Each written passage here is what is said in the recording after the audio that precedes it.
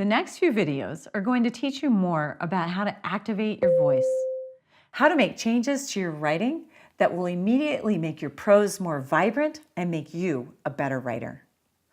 We're going to start with active versus passive voice. Changing from passive voice is one of the most important things you can do to improve your writing. What's the difference? Well, let's take a look. Here we have a picture. If we read it from left to right, we would say, Jotty kicked Quentin in the head. Jotty is the subject of the sentence, and he is actively kicking Quentin in the head. That's active voice. If we flip the photo and then read it from left to right, we would say, Quentin was kicked by Jotty. Quentin is the subject of the sentence, but she's not taking any action. Jotty is. Quentin, the subject, is passive. I mean, look at me in that picture. My hands are down, I'm hunched over. Definitely passive voice. Getting rid of passive voice is one of the most important things that you can do to improve your writing. I'm not going to lie, learning to recognize passive voice and edit it can take a lot of work, but I'm here to tell you that that effort is 100% worth it. I should be clear about one thing. Passive voice is not grammatically incorrect. You could argue with me that you shouldn't have to worry about it at all, but there are 3 really important reasons to get rid of it. Passive voice is indirect. It adds vagueness to your writing, which is the opposite of the goals of this course. Passive voice takes more words to write. This works against our goals of clarity and wastes no time. Getting rid of passive voice adds energy to your writing and makes you more interesting and vibrant. Before we get too far, I should note for the scientists in the audience that passive voice is often the preferred choice for scientific papers, lab reports, etc., because it maintains the aura of objectivity. When you're writing a scientific paper, it's best to stick to the accepted convention in your field.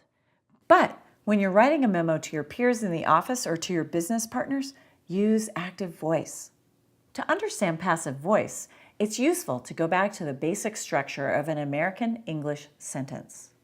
The building block of our grammar works on a subject-verb-object formula, as in, I taught the writing course, where I is the subject, taught is the verb, and the writing course is the object.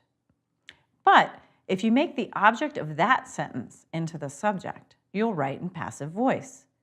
In other words, if I write, the writing course was taught by me, that's passive voice.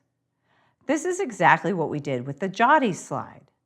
We can write in active voice, Jotty kicked Quentin, or in the passive voice, Quentin was kicked by Jotty. You can also see that writing in passive voice adds 2 extra words to the sentence. 2 extra words is no big deal, right? Wrong. If you're writing a memo and it's all in the passive voice, the obscured action and extra words act like an anchor and drag down your clarity and energy. It can add hundreds of words to a document overall. Another way to recognize passive voice is that the agent in the sentence, the person or thing taking the action, gets introduced with by. This is called the by agent. You can simply write something like, the bass was played. That's passive, and it's a complete sentence. But you can double check to see if it's passive by adding a by statement at the end of the sentence. In this case, we'll add, by Dave. If you can add a by statement to the end of the sentence and it makes sense, then you've written in passive voice. This happened with our example, the writing class was taught by me. There's a by agent there.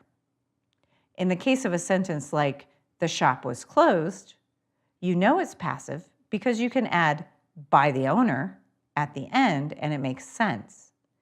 But you can't write, the owner closed the shop by the owner and make it a correct sentence. That tells you that the owner closed the shop is in active voice.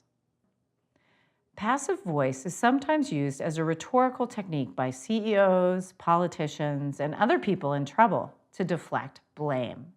Mistakes were made obscures the blame, while I made a mistake doesn't.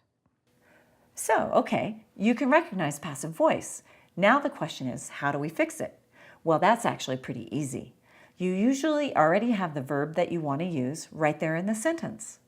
Take our example. The mail carrier was bitten by the dog. Already contains bit. You just need to switch your subject and object and use the verb you already have. The dog bit the mail carrier. That's active voice. The exercises that follow will help you really understand how passive voice weighs down your writing. They'll teach you how to recognize it and edit it. Give it a try.